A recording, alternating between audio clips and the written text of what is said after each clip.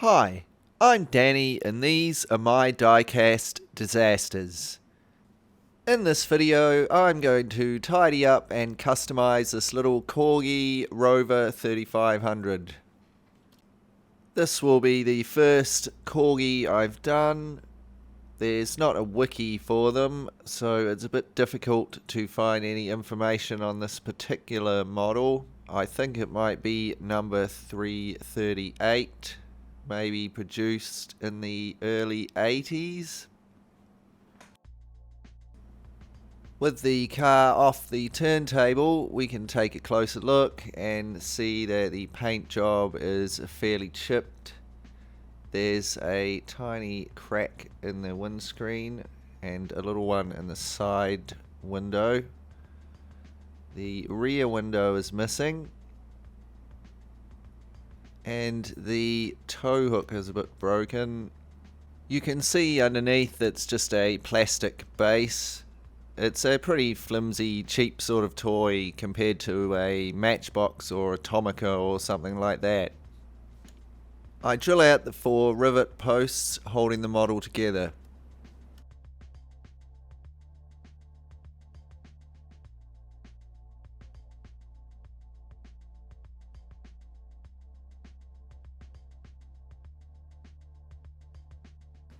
While I was taking off the plastic base, I accidentally chipped off a small piece in front of one of the front wheels. Well, that sucks, I'll have to fix that. The front axle somehow broke as the car came apart. That sure wouldn't happen on an old Matchbox model. The casting is quite thin, and as you can see the rivet posts are all reasonably shallow, so I'm not going to drill and tap this model.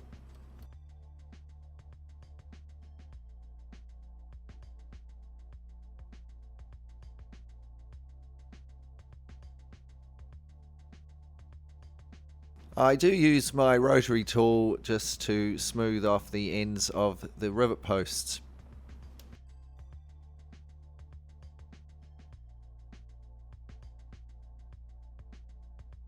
I next remove the top part of the tow hook.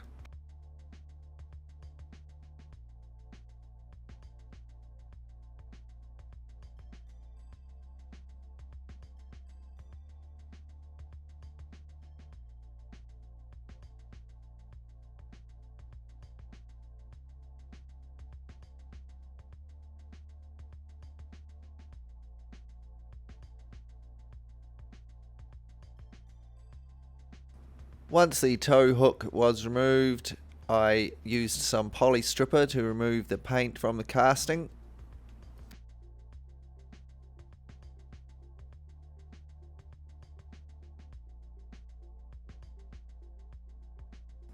Any remaining paint and the oxidation was removed with a wire brush on my rotary tool.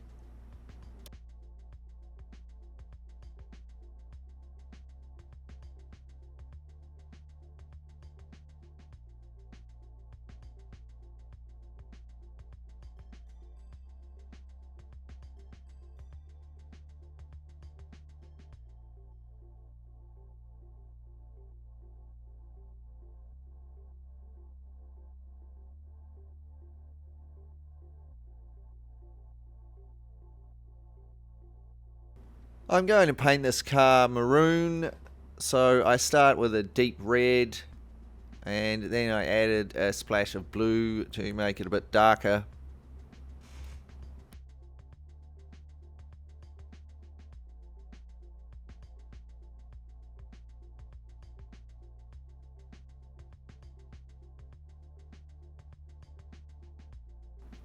Notice there's just a couple of spots I'll need to tidy up where the hinges for the boot were, as I had to keep the boot open while I was spray painting it.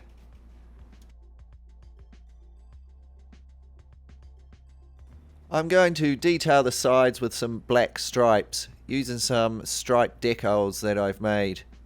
I cut them to size and then apply them with some water. I then used some microsol to soften the decals and help them fit around the details on the casting.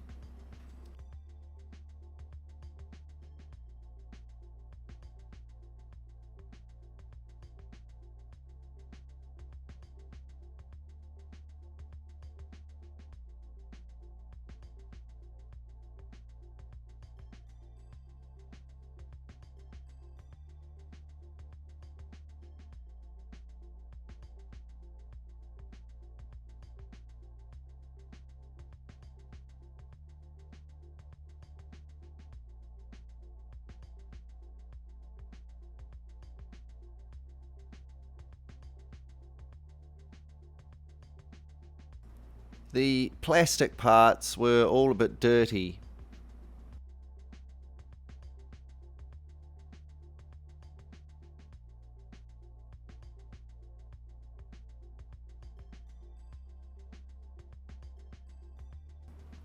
Before I go and give them a wash, I'll have to pop out this remaining axle and wheels.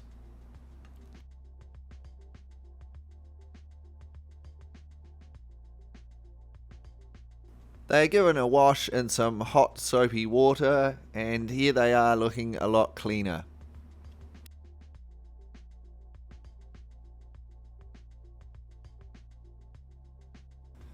Now to fix this bit of the base that I broke.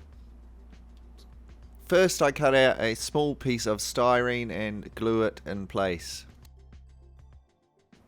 I then build up around this with some epoxy putty.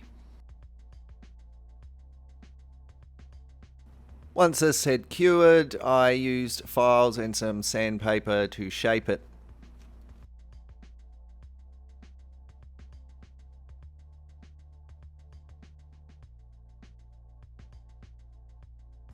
Here is the base after a coat of gunmetal.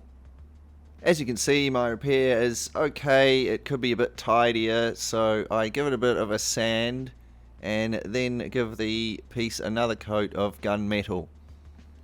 Well, that's looking a little bit better. I don't really want to vigorously sand it, as it's quite a weak, crappy piece of plastic. Some silver weathering powders are applied to bring out the details. At this point, I remembered I needed to remove the tow hook. So here it is with the tow hook removed and the weathering powders applied. I feel they make it look much more like real metal. I paint the interior in a beigey tan sort of colour. Some details are added to the steering wheel and the handbrake. And I finish it with a light wash.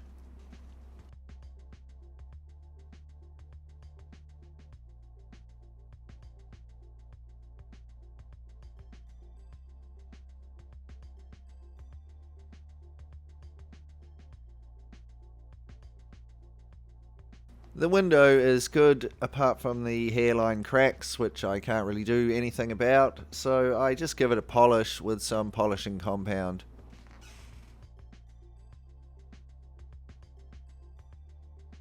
I'm going to use these green light wheels. I've used them on a couple of other models. I think they suit these plain cars as they're not too flashy and they are also not too large. A lot of my other aftermarket wheels are quite racy style ones.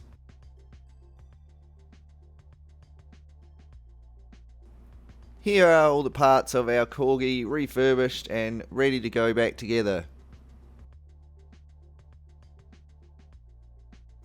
These green light wheels are easy to put on as they just press onto the end of the axles.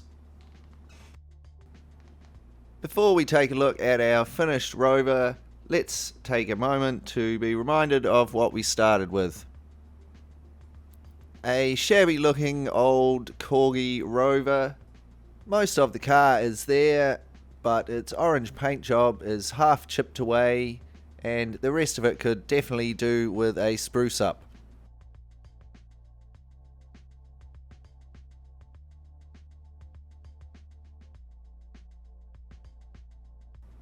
And here is our old Rover refurbished. some new wheels, a nice new coat of paint and some detailing, and the windows have been cleaned and polished. I even replaced the missing rear window.